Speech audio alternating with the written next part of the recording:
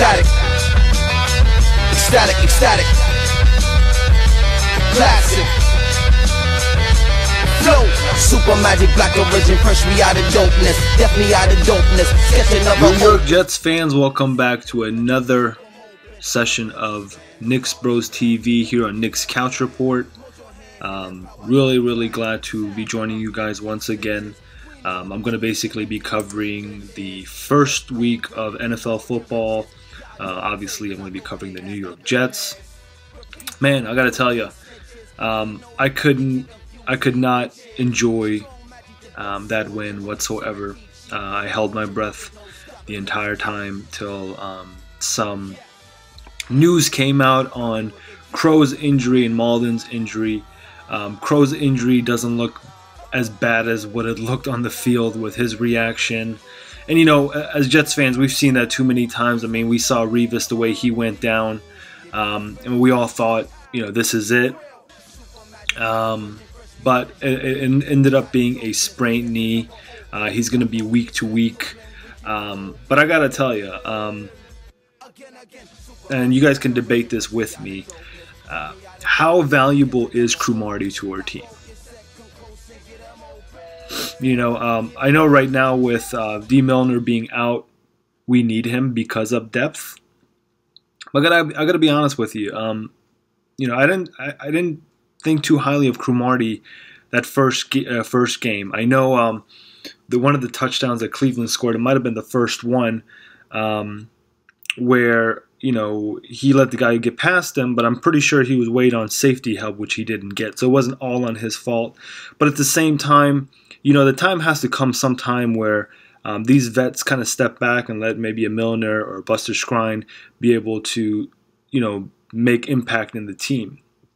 But overall, I mean, right now, for the time being, we need Cromartie. Cromartie is one of my favorite guys, but he is getting up there in age. And, you know, I mean, I don't know what's up with all those injuries. I mean, this week, I mean, I know Derek Carr got hurt. Who else got hurt? There was a lot of injuries this week. I know Des Bryant got hurt. Obviously, Malden and Cromartie. I mean, it was just such a injury-prone week. I don't know if the players aren't prepping themselves the right way or whatnot. But, you know, I couldn't enjoy the win until, you know, I found out that Malden didn't have a neck injury. He just, you know, obviously had a concussion. But, you know, he should be back and going as well. Very impressed with their defense. I thought at first we were trying to figure out Johnny Football when he stepped in, and once we figured him out, put some pressure on him, it was back to you know, good old Jets defense football. You know, obviously we prevented that touchdown where McCown was trying to run it in. Unfortunately, he ended up having some sort of a head injury. So he had to step out of the game.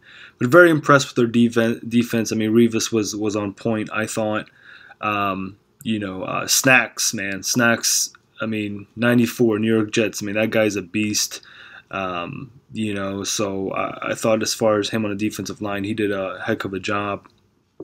But I want to get into the offensive side of the football game because we expected, you know, if not worst case scenario, a decent defense. And I thought we saw a pretty good defense, you know, especially with the injuries and all the, you know, Sheldon Richardson being out. I want to talk about our offense. Ryan Fitzpatrick. At first, I was like, you know what, here we go.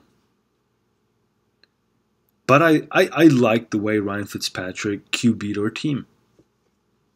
Pretty efficient. He did have that interception where you're scratching your head like, oh, for a guy that went to Harvard, you throw some dumb passes. But no, he did well. 15 for 24, 62% completion rating, 2 TDs and 1 touchdown. And the reason why we were successful in the passing game is because we had a very good running game. And all credit goes to Todd Bowles. He stayed true to the running game. And congratulations to Rex Ryan for his first win. But that's one thing Rex didn't have the patience for. Maybe it was because of Geno Smith's bonehead plays. But But every time we had the running game going, we didn't stay true to it, and that's why we fell behind in games. Chris Ivory, I mean, I just couldn't say more. He carried the ball 20 times, 91 yards, 2 TDs. Bilal Powell, 12 carries, 62 yards. He had that long 21-yard run as well. So heck of a job on the running game, and all credit goes to Todd Bowles and the offensive coordinator. And the other person I really want to just give the game ball to is Brandon Marshall. I mean, the way he's carrying himself right now, it's a lot different from what he did in Chicago, and that comes with maturity and that comes with time. But Brandon Marshall, to me, is such a leader. The way that interception happened, the way he snagged that ball out of that cornerback's hands was just, I couldn't say more. That's just hustling. Six receptions, 62 yards, 1 TD. This is the type of guy you got to give the ball to, because I just have a feeling if he doesn't get the ball, he does go on a Terrell Owens type, rant to his quarterbacks. I don't know, but I've seen it happen, and as long as we get the ball to him, we should be fine. Chris Owusu, 4 receptions, 55 yards. He had a 43-yard gain on one of them as well. And Eric Decker stepped up, which Eric Decker, I've said it before, he's a true number 2 guy, and he fits into that role very well. So overall, I was very impressed with the New York Jets win. A lot of people counted the Cleveland Browns out way too much. I think they have a solid team. Johnny Manziel isn't the guy. If McCown would have stepped into the game, I think we would have definitely been in for more of a treat than we were. But I'll definitely take that win any time out the week. Here's the other thing, guys. AFC East looks tough. The Patriots are the Patriots. We saw that.